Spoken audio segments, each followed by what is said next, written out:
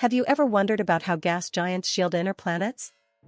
Today, we're diving deep into this fascinating subject. Let me start by explaining the basics.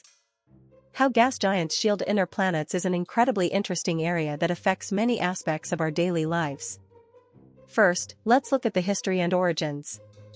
Understanding where this comes from helps us appreciate its significance today.